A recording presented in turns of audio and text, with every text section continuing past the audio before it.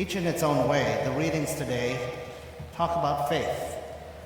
Talk about faith in terms of what God does with our faith and how our faith is an opportunity to help change the world. But as we reflect on this, first of all, what is it? A lot of times we just throw that word around, faith, and we may not completely understand what it actually means. Now, of course, we can use the theological definition, meaning that it's a complete and free response to God's self-revelation. It's an act of trust and assent to God's truth. Now, of course, that sounds fine and good if you are a theologian. But of course, most of us here are not really theologians. And so what is it, in a way, what definition can we say that might make sense for us? For one, faith is an assurance of things that we cannot see.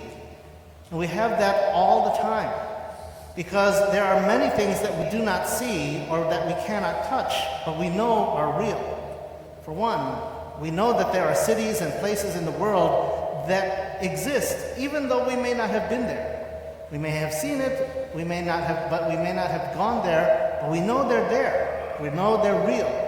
And so faith is that kind of assurance that even though we may not have been there, even though we may not have seen that place, that it still exists.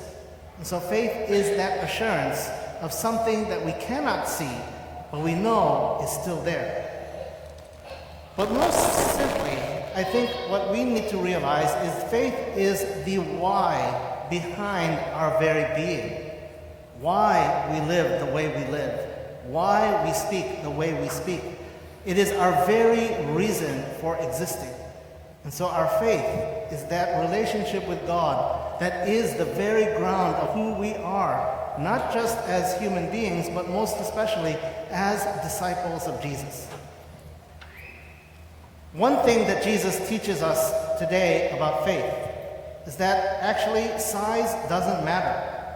Because no matter how big or how small our faith is, God can still work wonders.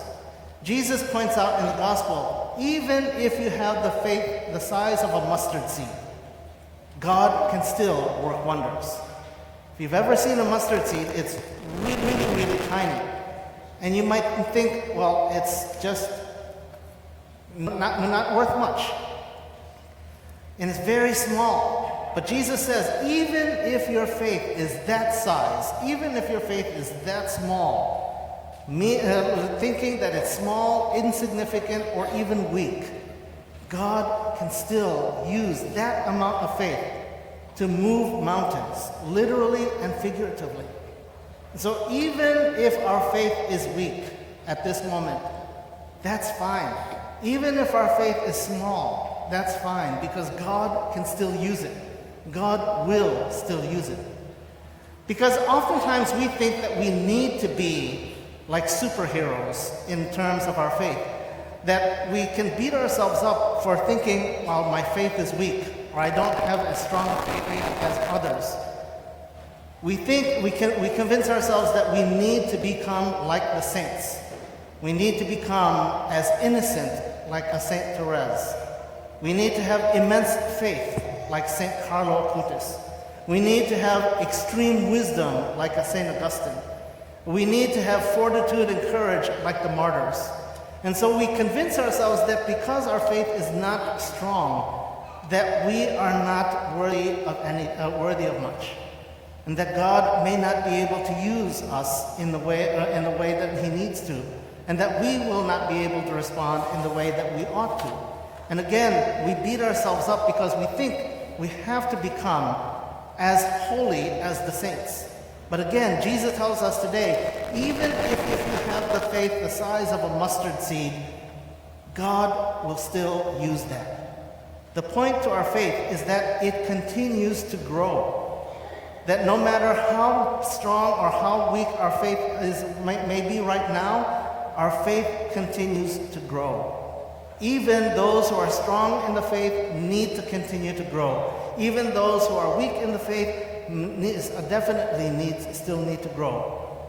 But that's the idea. That's the point. That's the message. that Jesus says, even if you have small faith, even if you think that your faith is so weak and insignificant, God can still use that amount of faith to work his wonders. And so what else do we learn about faith in the readings? Jesus teaches us today what we are supposed to do with that faith, how we are to respond to that gift. And so the question is, what do we do with the faith that we have? Whether it's as small as a mustard seed or as large as the world or the universe. First of all, from the first reading, is learning to trust. How many times in our lives have we echoed the words of the prophet Habakkuk? How long, O Lord, I cry for help, but you do not listen. How many times in our own lives have we uttered those words or similar? Lord, I'm crying to you for help. You do not listen. I need your help. I need your guidance, but you're not hearing me. You're not answering. At any point in our lives, yes, we can be like the prophet Habakkuk, because we also echo the words, why do you let me see ruin? Why must I look at misery? And we feel like God is not there.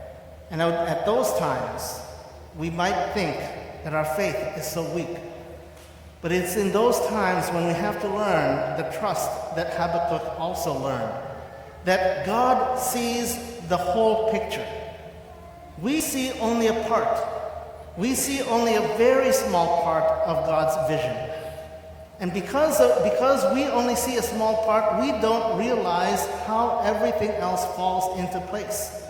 And so at times we may question God, we may lose trust in God, but faith reminds us, keep trusting, because God knows what he is doing. Faith tells us, keep trusting, because God does have everything under control. Because again, he sees the whole picture, not just a small part. So he knows what needs to be done. And he knows that even in our small faith, he can do what he needs to do for us and for the world. And so in the second reading, we simply are told to stir up into flame this gift that we have, to nurture it always, and to allow it to keep growing in our lives. Again, God is telling us it doesn't matter to him whether right now in our lives our faith is small and weak or our faith is big and strong. The point is, he wants to use whatever faith we have in order to make his wonders possible in the world.